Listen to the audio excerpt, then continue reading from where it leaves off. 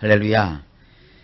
오늘 시편 55편 말씀 다윗의 마스길이라고 했습니다. 이 마스길은 교훈이 되는 시라는 것이고요. 영장으로 현악에 맞춘 노래라고 했습니다. 굉장히 많은 그 현악기로 드리는 찬양이기 때문에 아주 웅장합니다. 근데 내용을 보면 굉장히 심각해요. 시편이 150편으로 구성되어 있는데 시편 전체를 보게 되면 여러 가지 그 형태의 종류로 나눌 수가 있습니다.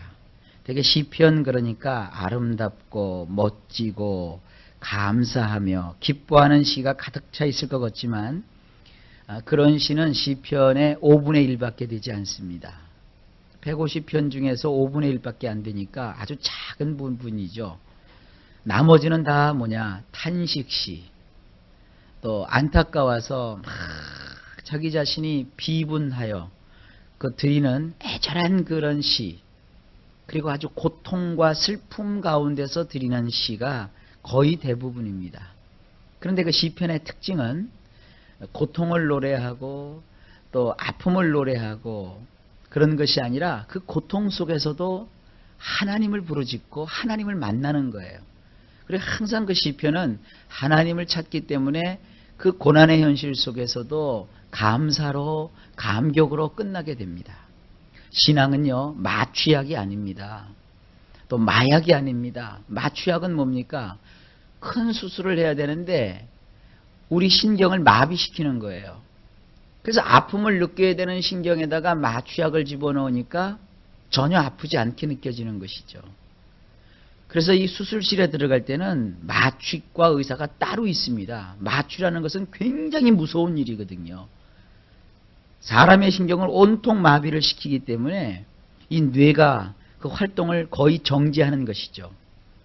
그러니까 마취를 해놓긴 쉽지만 마취에서 나중에 깰 때 참 무섭지 않습니까? 그래서 마취과 의사들이 동의서를 받아요. 이 마취를 하는 과정에서 깨어나지 못할 수도 있습니다. 깨어난다고 해도 엄청난 후유증에 시달릴 수가 있습니다. 그래도 하시겠습니까? 예, 그래도 하겠습니다. 이 동의를 하잖아요. 그러니까 사람이라고 하는 것이 고통스러우면 고통을 느끼고 아플 때는 아픔을 느껴야 되는데 그냥 마취를 시켜버리면 그걸 전혀 모르고 어떤 일이 진행이 되는 거예요. 우리 기독교 신앙은 마취하는 것이 아닙니다. 아픈데 아프지 않다. 괴로운데 괴롭지 않다. 고통스러운데 고통스럽지 않다. 그것은 참는 것도 아니고 인내도 아니고 기독교도 아닙니다. 또 마약도 마찬가지죠. 마약은 자기의 현실을 잊게 만들어요. 그래서 신앙이라고 하는 것이 무슨 신앙에 몰입해 갖고 황홀경 속에 들어가 갖고 취해서 나의 삶도 또 나의 어떤 인생도 내가 마땅히 감당해야 될 책임도 다 잊어버리고 멍멍해지는 그런 것은 절대로 종교가 될지는 모르겠지만 기독교는 아닙니다. 그럼 기독교는 뭡니까?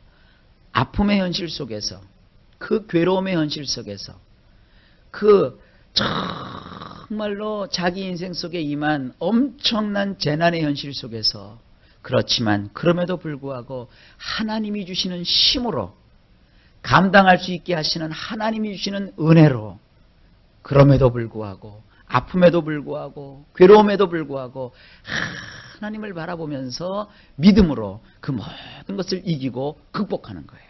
그게 신앙입니다. 그것이 다른 점이에요. 오늘 본문에 보면 다윗이라고 하는 분이 이 시편을 기록을 했습니다. 근데 여기에 보면 다윗이 경험한 인생의 그 배반의 아픔이 쫙 기록되어 있어요. 그리고 그가 인생에 겪었던 정말 뼈저리게 아픈 아픔의 상처가 여기 기록되어 있어요. 우리가 인생을 살다 보면 배반, 또 아픔, 이러한 것들이 있단 말이에요. 그럴 때 세상 사람들은 어떻게 할까요? 그 배반과 또한 자기에게 상처를 주었던 그와 같은 일들로 인해서 그는 자기 스스로를 탄식할 수도 있고 자기의 팔자를 저주하고 자기의 인생의 운명을 막 한하면서 자기 스스로 괴로움을 간직한 채 고통하는 사람도 있을 것이고 또 마음의 그 분한과 원함으로 인하여서 어떻게 내가 이 원수를 갚을까 하고 살아갈 수도 있고 뭐 그러겠죠. 오늘 보면 다윗과 친구였던 자가 어느 날 다윗과 원수가 돼요. 다윗과 가족처럼 지냈던 자가 어느 날 다윗을 죽이려고 막 추격하는 추격군이 돼요. 그런 가운데서 이 다윗이 하나님을 만나고 하나님을 찬양하고 그가 하나님을 의지하는 장면이 이 시편 55편의 내용입니다. 오늘은 그 내용을 다 살펴보지 못하고 절반쯤 끊어가지고 12절까지만 좀 보겠습니다. 자, 1절입니다. 하나님이여 내 기도에 귀를 기울이시고 내가 간구할 때에 숨지 마소서. 그렇습니다. 배반과 상처와 또한 이런 탄식과 아픔을 가졌을 때 우리 성도가 할 수 있는 일은 가장 큰 일은 기도하는 일이에요. 근데 기도도 감사의 기도가 있는가 하면 탄식 가운데 나오는 기도가 있어요.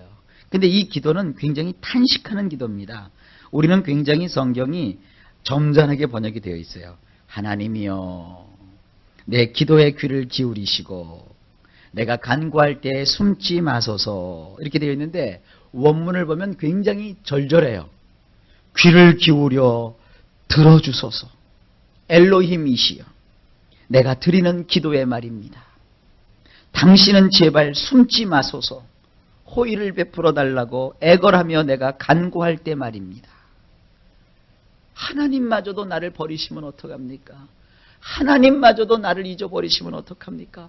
그러니 제발 하나님 내 말에 좀 귀를 기울여 주십시오. 하나님 제발 나에게서 숨지 말아 주십시오. 이 숨지 말아 주십시오라는 말을 우리식으로 말하면 등을 돌리지 말아 주십시오. 나의 친구는 나에게 등을 돌리고 떠나갔나이다. 나와 가족같이 지났던 자들은 나를 향하여 그들이 다 숨어버렸나이다. 하나님, 그러나 하나님만큼은 제발 숨지 말아 주십시오. 내가 애걸애걸하며 나에게 호의를 베풀어 달라고 주님 앞에 간구할 때 하나님 제발 나를 멀리하지 마십시오. 지금 그러한 아주 애절함이 담겨져 있습니다. 2절을 보십니다. 내게 굽히사 응답하소서. 내가 근심으로 편치 못하여 탄식하오니. 원문으로 보면 아주 굉장히 애절해요. 주의를 기울여 주소서. 나에게 말입니다. 하나님 제발 나에게 관심을 좀 가져 주십시오. 그런 뜻이에요. 나에게 응답하여 주옵소서. 여기 보세요. 나는 쉴 곳을 얻지 못하고 고민하면서 방황하나이다. 그리고 나는 탄식하나이다. 우리 성경 그냥 슬렁 넘어갔죠. 근심함으로 편치 못하오며 탄식합니다. 그렇게 되어 있는데 원문에는 나는 쉴 곳을 얻지 못하고 있습니다. 고민을 하면서 방황하고 있습니다. 그저 그냥 입을 닫으나 열으나 마음속에서 탄식 소리가 그냥 터져 나옵니다. 지금 그런 뜻이에요. 3절에 이는 원수의 소리와 악인의 압제의 연고라. 저희가 죄악으로 내게 더하며 노하여 나를 핍박하나이다. 원문으로 보면 이렇게 되어 있습니다. 이것은 원수의 소리 때문입니다. 사악한 자의 억압이 면전에서 벌어지고 있기 때문입니다. 그들이 나를 뒤흔들어 곤란하게 하오며 그들이 화가 나서 씩씩거리며 나를 몹시도 미워하나이다. 온통 원수들이 소리를 높여서 자기를 막 궁지에 몰아넣는 거예요.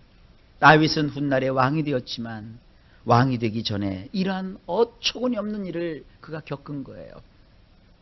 다윗이 어려움을 겪을 때 다윗을 가장 힘들게 했던 자가 누구냐면 그 나라의 왕입니다. 왕이니까 얼마나 큰 권력을 가지고 있어요. 그러니까 다윗이 억울한 일을 겪는다라고 알면서도 사울의 눈치를 보면서 다윗을 막 힘들게 하는 거예요. 그리고 사악한 자들이 다윗을 막 억압을 하는 거예요. 짓누르는 거예요. 그것도 자기 면전에서 말입니다. 그래서 그들이 다윗의 인생을 뒤흔들어 버립니다. 그래서 막 그를 곤란에 빠뜨립니다. 심지어는 그들이 다윗과 무슨 원한이 있다고, 그렇게 절천지 원한이 있다고 씩씩거리면서 다윗을 향하여 막 그들의 미움을 토해놓습니다. 그러니까 여러분 어떻으면 어떻게 하겠어요? 자, 다윗의 그 고백을 들어보세요. 이랬을 때 다윗이 어떠했을까? 4절입니다. 내 마음이 내 속에서 심히 아파하며 사망의 위험이 내게 미쳤도다. 우리가 똑같지요? 여기 4절에 원문을 보면 이렇게 되어 있습니다. 나의 마음이 내 속에서 너무도 아파서 이리저리 뒤틀리나이다. 마음이 너무 아파갖고요. 마음이 막 뒤틀린다는 거예요. 그리고 그뿐만 아닙니다. 죽을지도 모른다는 공포가 내 위로 떨어지나이다. 이 얼마나 참담한 거예요. 그렇습니다, 여러분. 신앙인들도요, 이러한 일들을 혹 당할 수도 있습니다. 바라기는 여러분들은 이런 일이 없기를 바랍니다.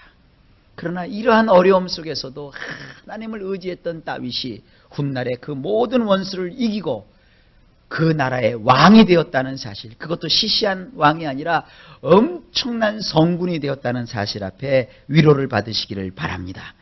5절입니다. 두려움과 떨림이 내게 이르고 황공함이 나를 덮었도다. 두려움과 떨림이 나에게 찾아왔나이다. 이 황공함이라는 것이 뭐냐면 원문으로 보면 생각만 해도 오싹해지는 것이 나를 덮었나이다. 그렇죠. 우리 인생에 이런 황망한 일을 당하게 되면 생각만 해도 막 소름이 끼치고 오싹오싹해지죠. 여러분 지나가다가 어떤 사람한테 욕이라도 한번 먹어보세요. 정말 인생 살다가 이런 어처구니 없는 일을 당해보세요. 막 생각만 해도 몸소리가 쳐지지 않습니까? 자다가도 벌떡벌떡 깨지 않습니까? 그런 지금 상황 속에 다윗이 처해 있었던 것이에요. 그리고 나서 그가 마음의 한켠에 소망을 가져봅니다. 어떤 소망입니까? 우리와 비슷해요. 6절에 보면 나의 말이 내가 비둘기같이 날개가 있으면 날아가서 편히 쉬리로다. 7절에 내가 멀리 날아가서 광야에 거하리로다. 원문으로 보면 이렇게 되어 있습니다. 나는 말하였도다. 누군가 나에게 날개를 달아주어 내가 비둘기같이 된다면 나는 훨훨 날아가서 보금자리에 들어갈 터인데 보시오. 나는 아주 멀리 떨어진 곳으로 도피하여 가서 광야 가운데 머물렀을 터인데 실제로는 그러지 못한다는 것이죠. 이 현실 속에 좀 날개가 달렸으면 내가 이 현실에서 좀 벗어날 수 있을 텐데, 그래서 내가 좀 멀리라도 도망가고 싶은데 그랬다는 거예요. 못했다는 것이죠. 그런 마음만 있었다는 것이죠.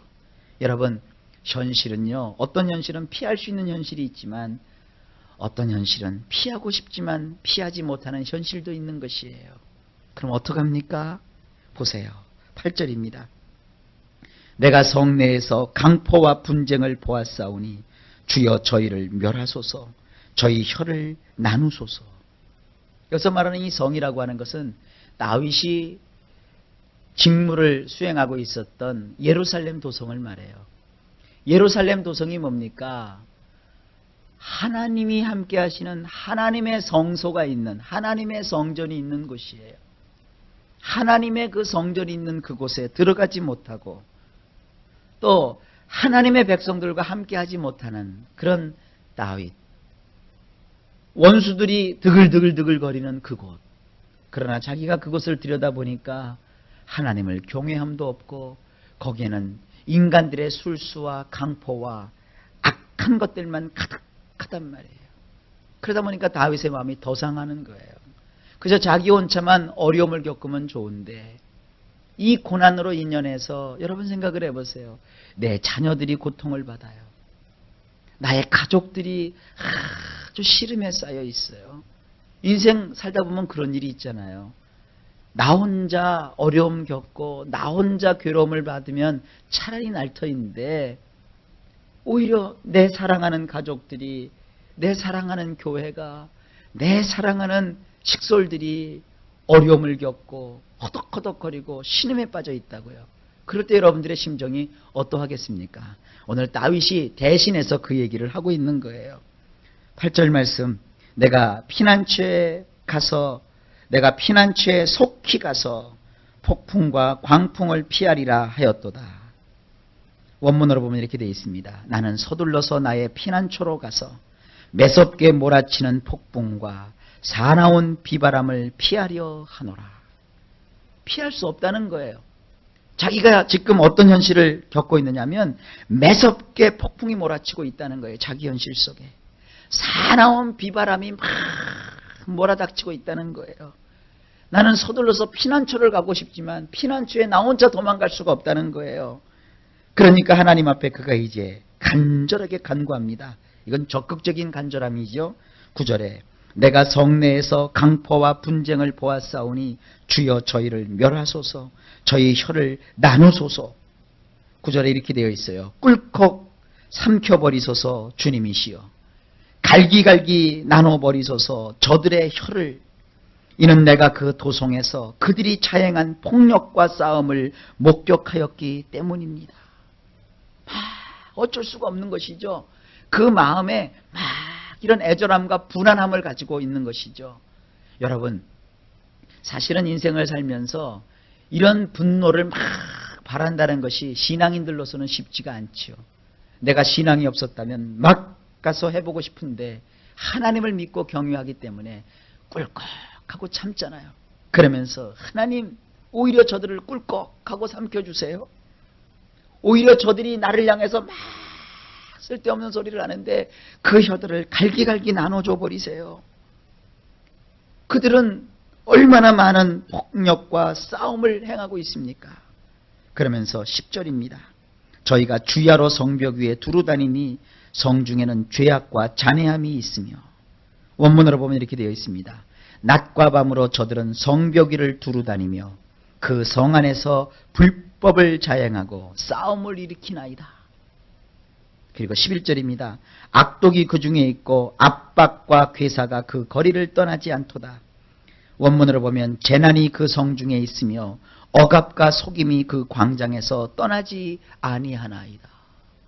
자기의 사랑하는 가족들이 있고 자기의 사랑하는 백성들이 있고 자기를 따르는 자들이 그 악한 자들의 손에 의해서 그 성중에서 행복하고 평안해야 되는데 거기에는 억압과 속임과 재난과 불법과 싸움이 잔뜩하니까 도망도 못 가는 거예요. 어떻게든지 해결을 해야 되는데 해결하자니 힘이 없고 능력이 없고. 여러분, 이런 일 혹시 겪어보셨나요? 이런 일이 없기를 바랍니다. 그러나 이런 일을 겪었던 이 다윗의 심정을 우리가 이 글에서 읽을 수 있는 거예요. 자, 여기서 우리가 희망을 발견하죠. 그런 어려움과 어처구니 없는 일이 있어도 하나님을 믿을 때 거기서 건짐을 받습니다. 그러한 어처구니 없는 문제들이 주님 안에서는 해결이 됩니다. 그런 위대하신 하나님을 여러분이 앙망하시길 주의 이름으로 축복합니다. 오늘 시간이 남으면 그 뒤까지 쫙 했으면 좋겠는데 그건 내일 보시기로 하고요. 그 다윗이 구구절절히 마지막으로 하나님 앞에 이렇게 막 탄식을 합니다. 그것이 12절입니다. 나를 책망한 자가 원수가 아니라 원수일진데 내가 참았으리라. 나를 대하여 자기를 높이는 자가 나를 미워하는 자가 아니라 미워하는 자일진데 내가 그를 피하여 숨었으리라. 원문을 보면 이렇게 되어 있어요. 정녕 나를 비난하는 자는 내 원수가 아니니라. 그랬다면 나는 참았을 것이니라. 나를 대적하여 자신을 높이는 자는 나를 미워하는 자가 아니니라. 그랬다면 나는 그에게서 숨었을 것이니라. 차라리 원수였다면, 처음부터 원수였다면 까짓것 원수니까 그렇게 한다 자기가 생각했을 거라는 거예요. 또 나를 원체부터 미워했던 놈이라면 까짓것 뭐 저놈 저렇지 하고 그냥 넘어갔을 거라는 거예요. 뭘 암시하고 있습니까? 나와 친구였단 말이에요. 나와 가까이 지냈던 자였단 말이에요. 아주 살가까이 지냈던 자였단 말이에요. 그런데 어느 날 그가 내 원수가 되고 어느 날 그가 나를 핍박하는 자가 되고 나의 미워하는 자가 되었다는 거예요. 그러니까 지금 다윗은 이러지도 못하고 저러지도 못하고 고통 가운데서 아주 그냥 옴짝달싹할 수 없는 그런 인생 속에 마음만 애태우고 있는 거예요. 여러분들 이럴 때는 어떻게 해야 되나요? 이제 내일 이 시간에 다윗이 어떻게 하나님 앞에서 그걸 해결했는가? 하나님의 말씀을 통하여 그 모습을 발견하시고 여러분도 응답을 받으시기를 바랍니다. 기억하십시오. 여러분 가지신 그 문제 하나님과 함께라면 해결됩니다. 여러분이 가지신 그 아픔 하나님과 함께라면 거기서 하나님이 나를 건져내십니다.